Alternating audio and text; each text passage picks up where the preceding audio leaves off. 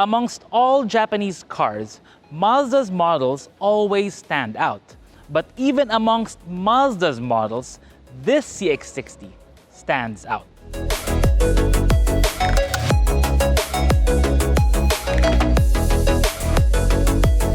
Hey everyone, Vince here from AutoIndustriya, and what I have for you is the Mazda CX-60 3.3-liter 8-speed automatic HEV turbo all-wheel drive petrol. Yes, that is pretty much the name of the vehicle. They don't have any creative names like GTS or something for this one. They do have for the other one, which is the diesel, and they're calling that the sport. So kind of weird that they call the diesel the sport, this one the non-sport, I guess. Now, the CX-60 is an entirely new nameplate from Mazda. Actually, in many ways, it's not just new in name, it's new in a lot of many different varied ways that we will try to explain in this video, hopefully in 30 minutes or less. Just joking, we won't be under 30 minutes on this one, that is for sure. Now, let us know in the comments below what you think about the look of this new Mazda, because even though they say it's Kodo, that kind of thing, it doesn't seem to really share in a lot of the Kodo-ness with a lot of his other stablemates like CX-5, which this is bigger than, or the CX-8, which this is smaller than. Because if you look at the way they shape the front, for example, they no longer have that kind of smiling Cars, Lightning McQueen kind of face grill going on there. Instead, it's big and gaping. If anything, it kind of reminds me of a Chrysler 300C. Does that make sense? The headlights are kind of narrow and stubby compared to a lot of other Mazda models, which tend to be longer like that. This one, it's quite different. And if you look at it from the front, it's also very squarish for a rounded vehicle. It's very different. Even with the hood, if you notice, the hood is very long. This, of course, is a 5-seat crossover, but the hood is quite long and doesn't have the bulging shoulder blades, I guess, that you would see from a cat running. That's the whole inspiration of Kodo, by the way. It's basically a big cat, like a cheetah, running along. But it really boils down to the difference in approach that Mazda did with this vehicle overall. And it really starts with the engine. So let's get into the engine bay and I'll talk about it. What I really like in a lot of cars is the fact that when you pop the hood, let me find that, there. You've got hood dampers to help you along.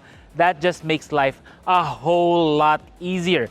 Now, if you notice, there's not really much to see with the engine bay because it's got all kinds of plastic going on. We can see where the intake is right here, but really there's nothing else unless we pop open this one, because this one actually has 2 hoods.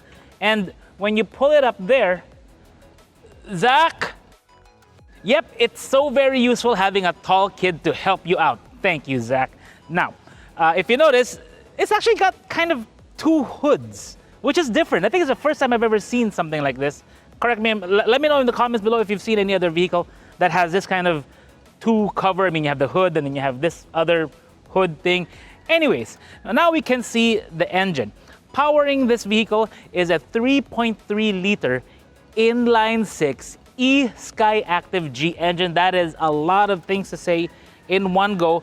In short, 6-cylinder inline, meaning cylinder 1, 2, 3, 4, 5, and 6. That has a very big effect. I hit my watch there. Oh, that has a very big effect when it comes to the space of the vehicle and how they can lay everything out. But if you notice, I also said that it's 1, 2, 3, 4, 5, 6, meaning it's longitudinal, meaning it's primarily a rear-wheel drive vehicle. Now, we haven't seen that from Mazda, well, apart from the MX-5, but in reality, the whole platform is new. That is something different about this vehicle. They engineered a whole new platform to be able to do this. And that in itself is actually quite commendable, because we've already liked how Mazda is doing with their front-wheel drive Skyactiv platforms. We think it's a very, very good system that they've perfected over the years to feel great when you're driving. But this one, hopefully, they can do the same. Now, when it comes to the transmission, it's an 8-speed automatic, driving primarily the rear wheels, but with all-wheel drive capability if needed. Another important thing here is the fact that this is a mild hybrid, an MHEV. I think it gives another 16.9 PS of power to the entire system. And that is something interesting. The power of this whole thing, 284 PS. Torque is at 450. Very, very big for a vehicle like this. Oh, by the way, did I mention it's a turbo? They've got so much going on with this engine. We'd have to really sit down to be able to discuss it all. Mazda is not going for any kind of a ruggedized crossover SUV with the CX-60. You can see it with the absence of any kind of black body cladding. You don't see any roof rails. Even the wheels, it's a very, I guess, street, very sophisticated kind of wheels. Even the tires, these are Toyo Proxys. And those are 20 inches, by the way, and that will have an impact on the ride. We'll show you later. But more importantly, the ground clearance is not that high. It's around 175 millimeters for this one, I think. We'll see a correction there if it's right. But what's more important here is the effect that the Inline-6 has on the space when it comes to the vehicle itself, the proportions. There's this huge space right here if you compare it to, let's say, a CX-5 or even the CX-8. But it does make the car look, well, quite elegant. That's something that Mazda is clearly going for with the CX-60. Some kind of very mature elegance in many different ways. So the rear of the CX-60, very clean looking vehicle. I mean, you have a spoiler that kind of dips downward, clean glass, the wiper here, emblems, all that stuff, not too many. You do have these taillights here which kind of integrate very nicely with the rear of the vehicle, even has a sickle effect for the actual lamp. And then when you press the lock, you can see that the taillights kind of glow in the way it works. Sorry, not the taillights, the indicator. Same with the front. But one thing I really don't want to talk about, the fake tailpipes. I mean, it has fake tailpipes because the actual tailpipes, the actual exhaust of the vehicle is pointed downward, not pointed backward. So yeah, just keep it clean. Again, Mazda, why you do that? Anyway, when it comes to the suspension, the front is a double wishbone. In the back, you can see it. I don't know if you can see it from that camera angle, but it's a multi-link right there. Again, being primarily rear-wheel drive with front-wheel, all-wheel drive, then it makes it an all-wheel drive vehicle. So there you go. So when you pop open the cargo area, the first thing you notice that it's motorized. It has these tubes here that give you the motorized function. It also has this tonneau cover that goes up with the lift gate. So what that gives you is a lot more privacy when it comes to your stuff. You don't have to worry about anyone seeing what's inside, and you don't have to worry about unclipping it. Now, when you do open it up, it's actually a fairly big cargo space. First, let's check out what's underneath. So you'll see here a spare tire. It's a donut spare. You got your tools and stuff. But here they've got, the Bose has a specific subwoofer basically for the vehicle that's plugged in right there. I mean, if you need to change a tire, hopefully not, just unclip that and then you remove this. It's basically your retaining mechanism for the spare. So it gives you the sound that you want, the bass that you want without having to sacrifice any cargo space. Now, when it comes to space, minimum width is about 43.5 inches between the wheel wells. The length is about 35.5. The maximum width between here to there is about 50. But what's great about the CX-60 is that the space is very much expandable. You pull that one lever for the 40% on the right, pull this lever for the 20% in the middle, and pull another lever for the another 40% right there on the left. And let me fold this down now. Now, when you do that, what you end up with is a space that is up to 60 inches long, which is really, really good for a vehicle of this size.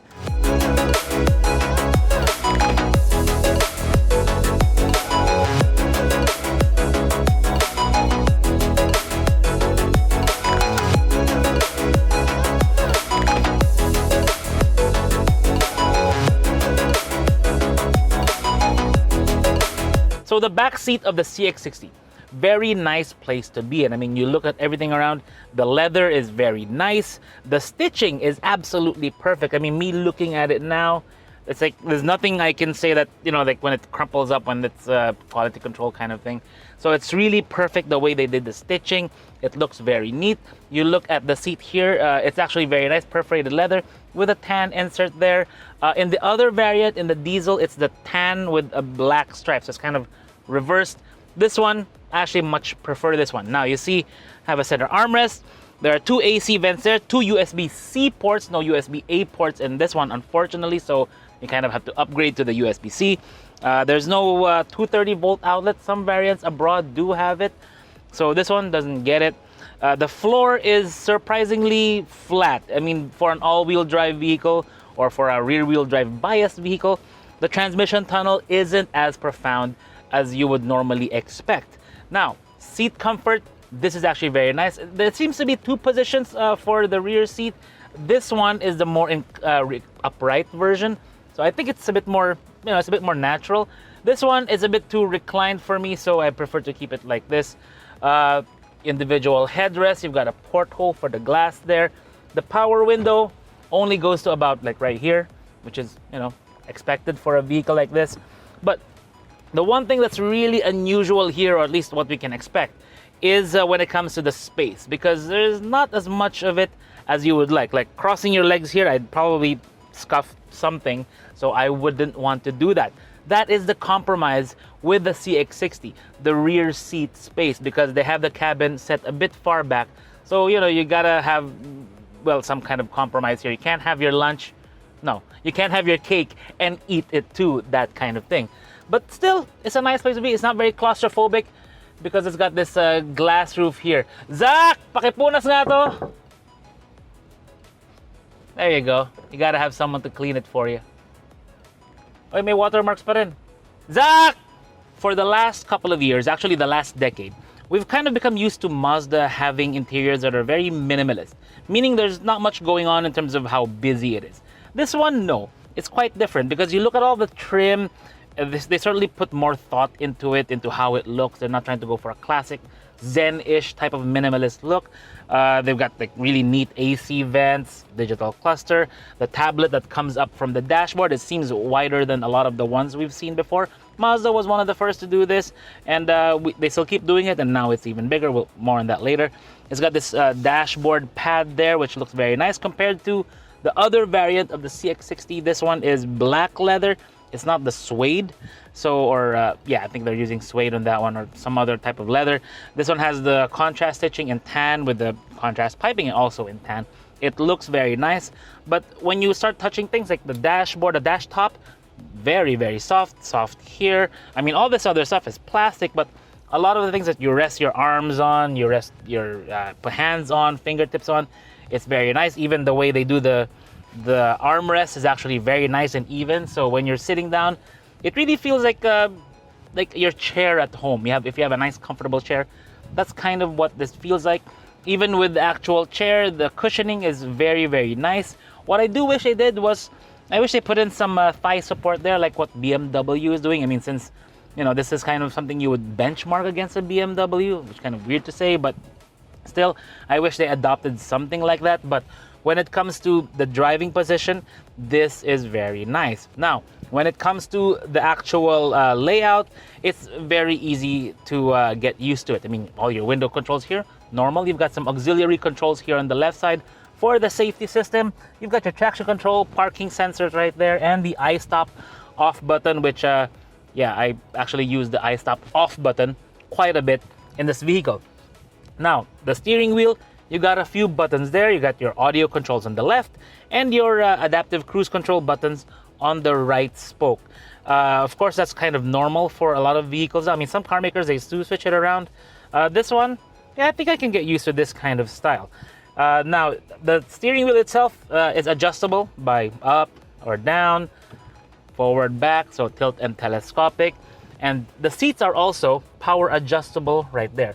But something I want to show you here is when I go to the screen and I can go through some of the driver personalization system. There's a lot of features here, but let me go now to mine. Oh, wait. Yeah, so this is the last driving position I was using. But there's a feature here that is unusual, because when we go here, there's something called the ideal driving position assist. Now, what it has, it has certain preset seating positions depending on driver height. However, I'm trying to think of what kind of measurements or testing they did with this vehicle, because if you're going solely by height, if I put my height, which is 168 cm, watch this. Start.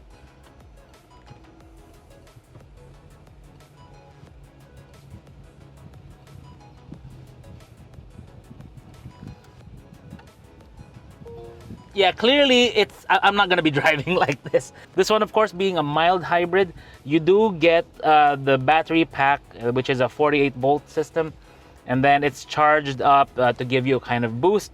It's a belt starter generator unit, so it gives you a little bit of boost, just gives you a view of that. More importantly, it shows you the i-stop time. Now, the i-stop, Mazda was one of the first to use this kind of a start-stop system with their vehicles, and I would say it's actually one of the best. It always has been. Meaning in terms of how it works in traffic especially, I think is very, very useful for saving fuel.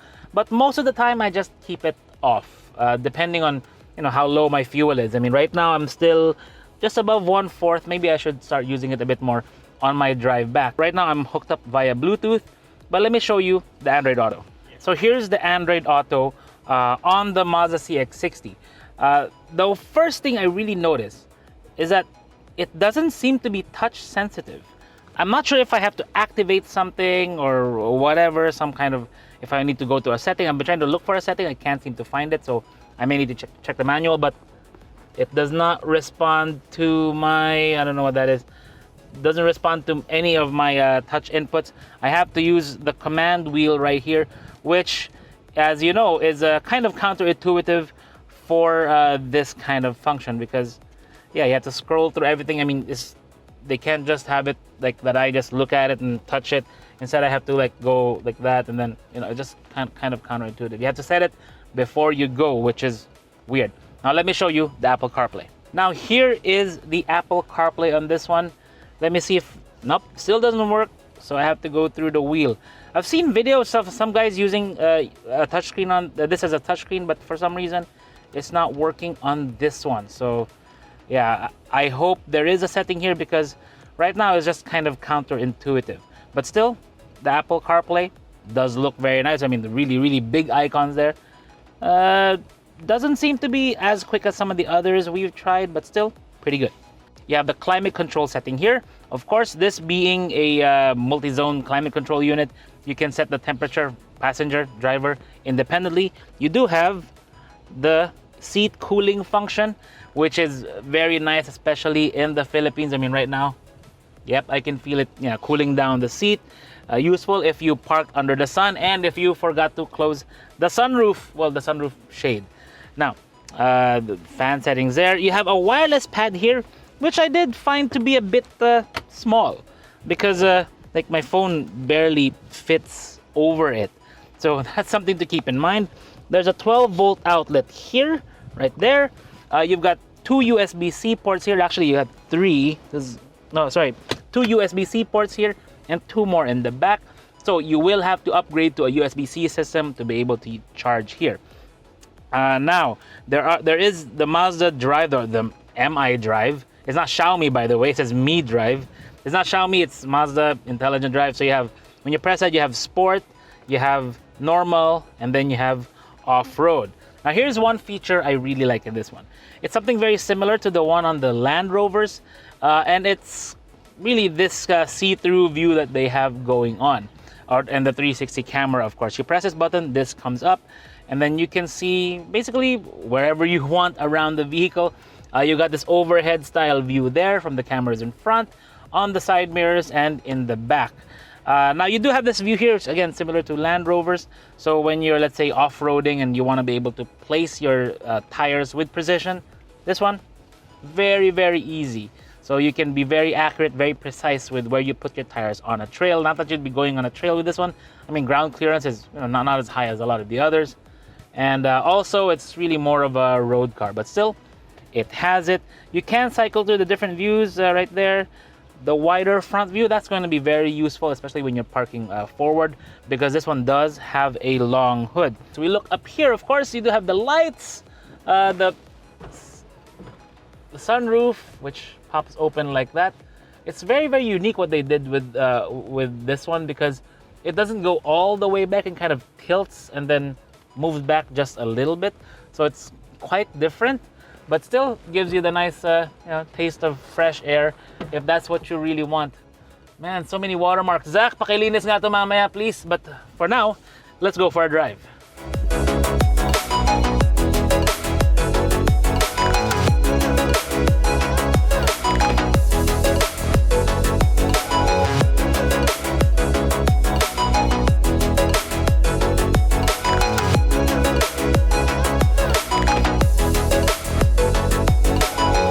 So far, most of my time with the CX-60 has been in the city. So yeah, pretty much a lot of traffic. But it does give me an appreciation for the advanced safety features of the vehicle. You know, things that help keep you more alert, because there are a lot of warning systems in the vehicle, like the forward collision warning, the rear cross traffic alert, blind spot warning.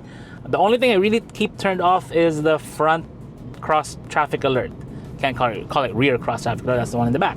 But that one I really just turn off all of the time. Like right now I have it off because it's really kind of, well, irritating most of the time. It just warns you even when there's nothing there. All the other systems work perfectly fine. Now, they call this suite of advanced safety, they call it the Eye Active Sense. Everyone's coming up with their own weird name for these things. I mean, Subaru uses Eyesight, Toyota uses Safety Sense, Honda uses Sensing. Everyone has their own brand name, but essentially the functions are the same. It just depends on how they're used. So in the case of this one, yeah, I think it works pretty well. What's really important with the CX-60 is the fuel economy. Now, there is a diesel version, and that one I'm hearing it's very, very efficient all throughout. But this, of course, is a petrol version, and it's a 3.3 liter petrol. And when you have a displacement that big, you also have to have an air-fuel mixture, which emphasizes more on the fuel overall. So when you're stuck in traffic, you're really getting 0 kilometers per liter if you're stopped and idling. But in this one, what I was getting is around 8.2 kilometers per liter in fairly heavy traffic recently. I mean, it's been pretty bad the last couple of days. So it's like medyo bad timing that I have something with a 3.3 liter gasoline engine.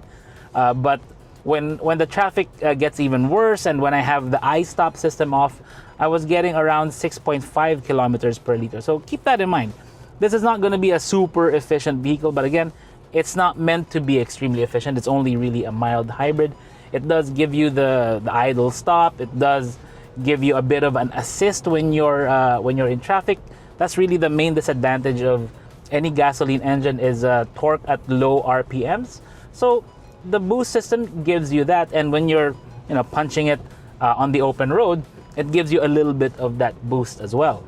The main thing you need to know about the Mazda CX-60, well, I actually don't have to say anything. You just have to look outside the window, look at how much the vehicle is moving when I hit the bumps, because it is a bit firm. And that's something that I wasn't expecting, at least this level anyway, wasn't what I was expecting with this vehicle. I mean, if you watch all the other reviews, yeah, that's that would have been the case. But if you didn't watch those other reviews and you just drove it for the first time, you would be surprised, especially if you've tried some of the other Mazda SUVs before, like CX-60, not CX-60, CX-8, for example, or CX-5. This is firmer than those vehicles. And the damping, I still think they need to work it out, how the damping feels. I mean, the springs, I can feel the spring rates, but the damping itself seems to be a bit too firm for my liking, and especially considering what the target market of this vehicle would be, because they're trying to go for a more premium target market. If anything, it actually feels a bit closer to BMW, but the difference is that BMW is kind of perfected. They've kind of ironed out all the kinks with their platform and with their system. And that's the thing with Mazda.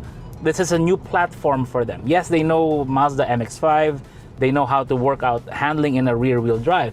But when it comes to a rear-wheel drive passenger car, meaning like an SUV or a sedan, there's a considerable amount of work, and it's been a long time since Mazda's done a rear-wheel drive, sedan or SUV. I mean, 929, that was a long time ago. That's rear-wheel drive, right? So right now I'm in normal mode, and I put my foot down.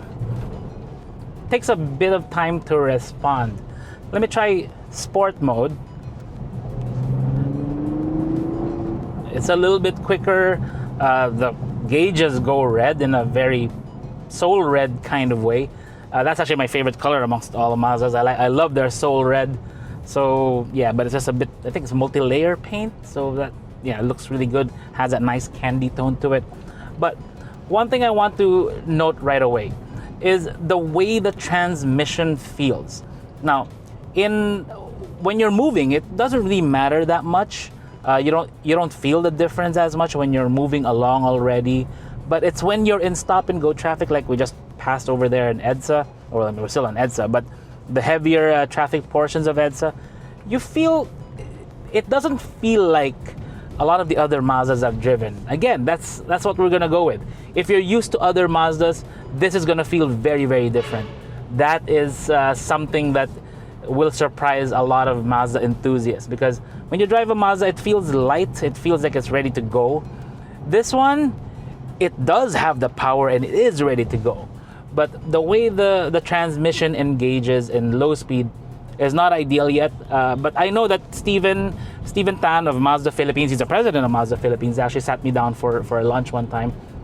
And he explained to me before I drove this what to expect. And that he's already sent his feedback over to Japan so they can make some adjustments. Hopefully they can tune it. But yeah, it leaves a bit to be desired how the transmission works, especially in low speeds. In higher speeds, it's perfectly fine. But it's in this traffic that, yeah, it seems to have it a bit confused as to how it should operate. Now, it may seem like I have a lot of criticisms of the CX-60 and that I may not think it's a good vehicle. Not really, because I think this vehicle is the embodiment of the challenger spirit that Mazda has at their core. They're out of their comfort zone with this vehicle, and that's why we're seeing some things that need adjusting and fine-tuning. Because they could have just plugged on along with their front-wheel drive Skyactiv platforms and be perfectly happy. You know, like if we put a lot of vehicles side by side in the same class, and one of them happens to be a Mazda, chances are we would pick the key of the Mazda because that would be the most enjoyable to drive. Now, when it comes to this kind of formula, this is something entirely new for them. Yes, they have the MX-5, and a lot of guys are saying this is like the bigger MX-5. Not really. I mean, it's a straight 6. There's no straight 6 MX-5. And also, it's all-wheel drive. MX-5 is not all-wheel drive. If anything, inline-6, rear-biased, all-wheel drive. That sounds more like a BMW to me. Maybe even a Subaru. Well, Subaru, they do have a flat 6, or before. I'm not sure if they still have it now. But still, this is out of their comfort zone. And I admire it when someone tries something totally new, totally different, challenges themselves.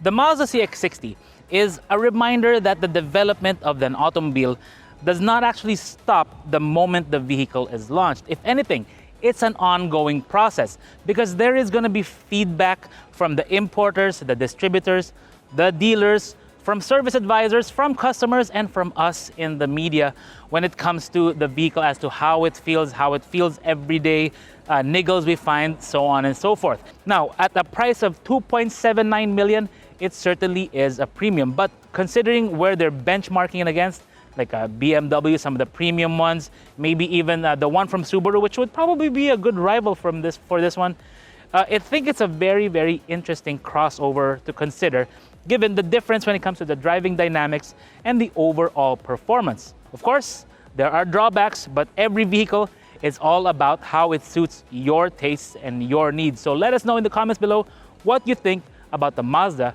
CX-60 3.3 liter 8-speed automatic hybrid electric vehicle, all-wheel drive petrol. Yeah, there you go. Don't forget to subscribe.